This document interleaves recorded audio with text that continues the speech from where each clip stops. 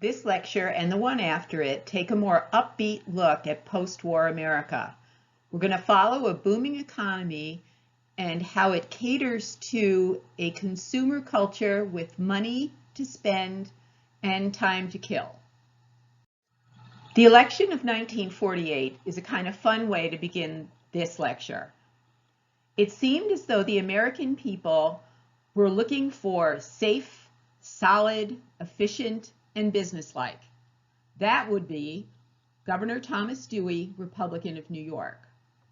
Harry Truman was regarded as a nice guy, but maybe not up to the task of all the post-war challenges. And the Democratic Party itself, which had been held together by FDR's strength and charisma, seemed to be falling apart. Some Democrats left the National Convention angered over a civil rights plank. They nominated their own candidate, as did the progressives, who stormed out, arguing that Truman was not an aggressive enough leader. Truman, at the head of a weakened Democratic Party, demonstrates American can-do spirit. He organizes a whistle-stop train trip 10,000 miles across and back and across and back the country, where he'll stop at any small town and talk off the back of the train to anyone who will listen. Americans admired his pluck, and on election night, even though he went to sleep thinking he'd lost, and the Chicago Daily Tribune printed a headline saying he had lost, in the end, when the votes were counted, he had won.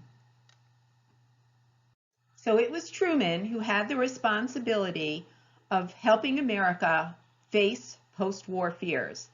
In previous lectures, we looked at the fear of outside radicalism, of challenges to our security abroad and at home. But there were other fears, ones focused on the economy. Would America slip back into a depression? America had struggled throughout the 1930s to get out of the earlier depression. It had only been war production that had ended that problem. Now the fear was, with the war over, would America revert to an economic downturn? Americans needn't have worried. The period 1948 to approximately 1967 are considered America's boom years economically. She thrived in all categories. The reason for that was pent-up spending demand. Soldiers and civilian workers had accumulated pay during the war, and they had nothing to spend it on. So now with the soldiers returning, there was a demand in every category for staples like housing and transportation, but also for consumer luxuries. We see the largest membership for American unions in this period. About a third of all workers will belong to unions. The gross national product increases 250% in this period. Americans make a good living, and they keep getting raises. And with other investments by the government, there will be an opportunity to spread the wealth around the country. New areas of the country will experience phenomenal growth, particularly the Southwest and the Southeast. As the economy took off, so did American confidence. Americans began to think that they had passed some crucial point, and now all the answers would be found. They believed in arguments made by some economists like John Maynard Keynes that so long as the government managed the economy effectively by managing taxes and the monetary supply, that we would avoid depressions in the future. We had a faith in the ability of business and corporations to solve our problems.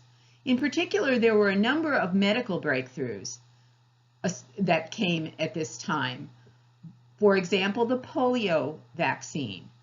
In 1955, Jonas Salk perfected an injectable vaccine. That was used from 1955 to 1961 when an oral vaccine by Albert Sabin took its place. But the two vaccines together essentially eradicated the incidence of polio in the United States. The government seemed to know how best to spend America's money to stimulate the economy. The Servicemen's Readjustment Act of 1944 is also known as the GI Bill. It provided extraordinary education benefits and loans for veterans to either buy a home or start their own business. The education benefits covered the full cost of a degree. The tuition would be covered no matter what its level at whatever school the veteran was accepted. The veteran would also receive a living stipend, which would be increased if the veteran was married. All of this was designed to increase the earning potential of the veteran. The Eisenhower administration supported the Federal Highway Act of 1952. It connected the U.S. through a series of federally supported highways that allowed the economy to flourish and that reached areas that had not seen an economic boom before this. Just a quick look at America Connected. You'll see New York's Interstate 90, the New York Thruway, is melded into the larger interstate network. And the government responded quickly when American complacency was shaken. In 1957, Soviet Union put an unmanned satellite into orbit. Sputnik frightened the West. In response, President Eisenhower authorized massive infusion of spending for education purposes targeted at science, math, engineering, and foreign languages. By the end of the decade, there was a pretty broad consensus that Americans were enjoying the good life. But in a 1958 book, John Kenneth Galbraith, an economist, talked about America's ability to consume, and he sounded a note of caution.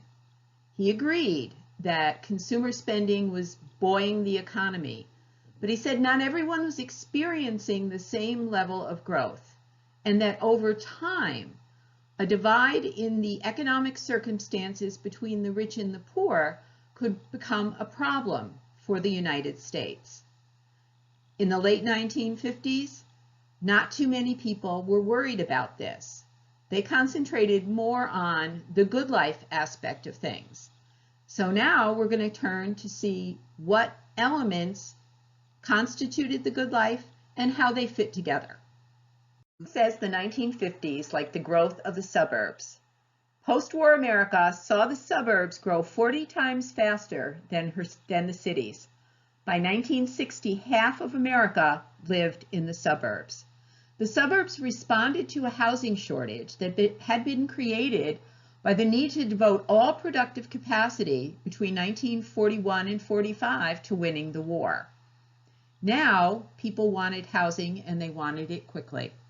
In 1947, William Levitt pioneered a method for constructing housing rapidly and economically. His method would be copied around the country. The result would be the outgrowth of areas of housing that we refer to as housing developments. The first one, begun by William Levitt, was in Hempstead, New York, where he intended to build 17,000 housing units. In essence, he moved the assembly line of a factory into the area of producing housing. All the material was pre-cut and assembled at the factory. It was brought to the building location and laid out in front of where each house would stand. The assembly line method required a similarity of housing style. At first, Levitt offered only a Cape Cod, a living room, kitchen, bath, 2 bedrooms, and an expansion unfinished attic. Later, he would add other types of housing. Second to be added was the ranch. This uniformity and pre-cut system kept the price low. The first Cape Codders sold for less than $8,000. When Levitt announced he was going to take orders for his housing development in Hempstead, he had people starting to line up in front of the sales office a week ahead of time. On the first day the sales office was open, he sold 1,400 housing lots. Townhouses sparked a debate about post-war American culture. Did this culture reflect the best in American spirit, or did it reduce America to its lowest common denominator? Another way, did the Levittown model literally suck the diversity and color out of American culture? Yes, the limited style of a Levittown allowed for mass production, which kept the price down and met demand. But did you sacrifice individuality for a place to live? And were you any more individualized in your choice of how to furnish your home?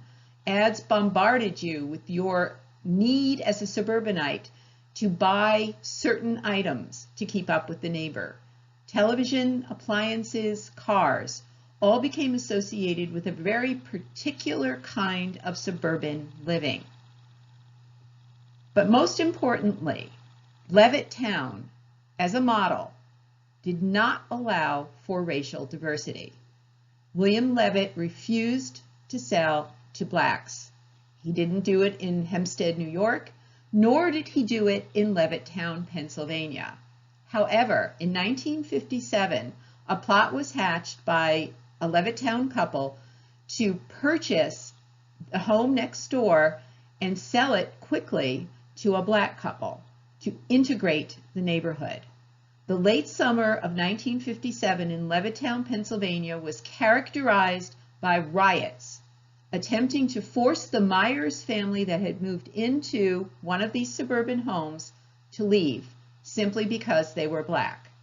The Myers family endured months-long tensions and abuse, but they stayed, and eventually other families were able to buy homes in Levittown communities. Economic growth on the roadways mirrored the experience of housing construction. Like with the Levittown model, a single model for roadway businesses would dominate. That model would be replicated nationwide. It would become easily recognizable. It would be reasonable because of economy of scale, speed of access, and the price you paid to consume. In terms of food consumption along the roadway, in 1948, two brothers, Dick and Maurice McDonald, created a hamburger stand in San Bernardino, California. They pioneered several important innovations. Instead of having a car hop come to your vehicle to take your order, you walked up to a window and gave your order. The menu was limited to 9 items, burgers and shakes in several flavors. You received your items in paper, and you could dispose of the paper when you finished eating your item. So there were no dishes to return or wash. The McDonald's brothers did really well with their single stand. They had no interest in expanding the model. But a self-made business type by the name of Ray Kroc did want to spread their model. He was a mixer salesman at the time. He met them in 1954. He convinced them to allow him to franchise their hamburger model. 1955, he opened 2 McDonald's outside the city of Chicago. 1956, Ray Kroc opened 12 more. By 1960, there would be 228. In 1961, Kroc bought out the interest of the brothers for $2.7 million. He was allowed to keep the name and use it for his company. By 1992, there were 8,600 McDonald's in the United States, 12,000 in the rest of the world. I have no idea how many there are today. There are also an enormous number of franchises that copy the McDonald's model. Your Burger Kings, your Wendy's, even your Taco Bells. But this innovation goes back to the 1950s meeting of opportunity with leisure time and money on the part of the consumer. On an auto trip with your family, driving on the interstate highways funded by the Eisenhower administration. You stopped for lunch and had your McDonald's, but now you need a place to sleep. This was the experience faced by Kemmons Wilson, a building contractor from Tennessee in 1951, when he wanted to take his family on a road trip to Washington, D.C. He found it difficult to find accommodations along the road, and when you found them, you could not be sure of the quality. On the way home from Washington, D.C., he measured the hotel rooms they stayed in, trying to come up with what he thought would be the optimal room size.